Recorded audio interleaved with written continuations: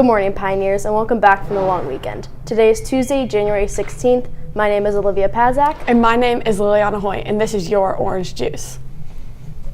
Ticket sales for the Pie fundraiser to raise money for future school events are available in the fort during all lunches. Tickets are $1 for $1, and each ticket includes a raffle to pie a teacher of your choice at the next pep rally.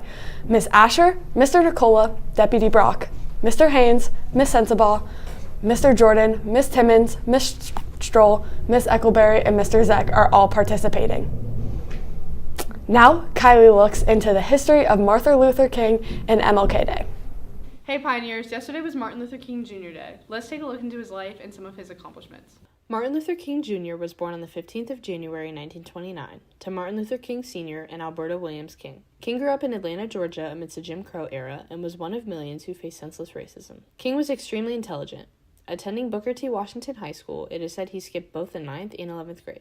In 1944, at just age 15, King was admitted into Morehouse College, a historic black university. A decade later, King was ordained as pastor of Ebenezer Baptist Church of Atlanta. Around this time, recurring issues pertaining to segregation, specifically on public transportation, prompted King to execute boycotts in hopes of making a change. King decided to begin peaceful protests around the country in order to help African Americans gain their civil rights. Beginning in the 1960s, King began holding marches in Alabama, which was one of the most segregated states in the country. King, along with local leaders, called on the African American youth to help bring change by participating in these protests. On August 28, 1963, King led the historic March on Washington and gave his famous I Have a Dream speech in front of the Lincoln Memorial. I have a dream.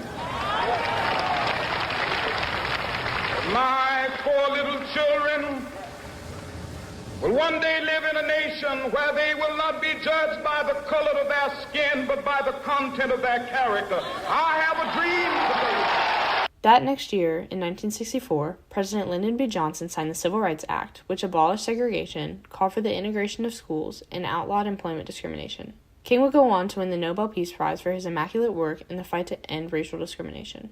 Sadly, on April 4th, 1968, while on a mission trip in Memphis, Tennessee, King was assassinated on a balcony of the Lorraine Motel. King was just 39 years old. 4 days following his death, Martin Luther King Jr. Day was introduced, but it would take 15 years for the holiday to be ratified by the federal government. On November 8th, 1983, the King Holiday Bill was signed into law by then-President Ronald Reagan. Nearly 56 years following King's death, we remember to take time to honor his steadfast work in the civil rights movement, which helped to gain equal rights for African Americans. His legacy continues to inspire others to strive in today's fight for racial justice. That's all for today, Pioneers. Now back to the desk. Thanks, Kylie. The brand new Red Cross Club will be having their first meeting today after school in Madame Haynes' room 2126 right after school. We hope to see you there. Calling all writers, photographers, page designers, and video producers, the Orange Media Journalism program needs you.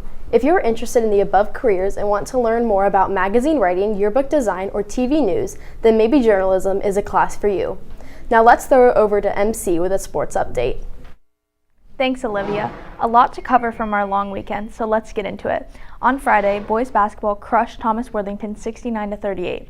The team played again on Saturday, beating Grove City 45-43. Junior Devin Brown had the game-winning free throws. On Saturday, the boys wrestling traveled to Licking Heights Invitational and finished 4th out of 18 teams.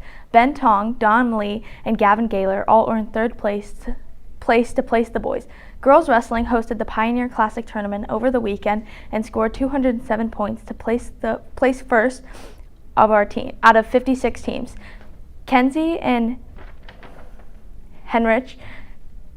Kate Carter all earned titles in their weight classes. Hockey also hosted the Pioneer Classic tournament, winning the first game against Perrysburg and another against Miami. They placed 5th in the tournament. Yesterday, gymnastics placed first with a score of 139.995 on their senior night. The girls had many top 6 place winners across all the events. Tonight, girls basketball is away at Worthington Kilbourne, while girls wrestling takes on another Delaware Hayes at Otterbein University. Be sure to wish our Pioneer athletes congratulations on a great weekend. That's all I have for sports. Now back to the desk. Thanks, MC. Seniors, the senior yearbook ad deadline is quickly approaching. Head to yearbookforever.com to purchase by February 29th. Space is limited.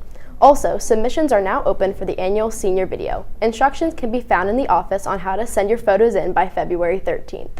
That's all for today, Pioneers. We hope you had a great weekend. Make sure to follow us on all of our socials at OOHS Juice and tune into our live radio station, WPOP The Pulp. For The Juice, I'm Liliana Hoyt. And I'm Olivia Pazak. Remember to stay juicy, Pioneers, and please stand for the pledge. I pledge allegiance to the flag of the United States of America and to the republic for which it stands, one nation, under God, indivisible, with liberty and justice for all.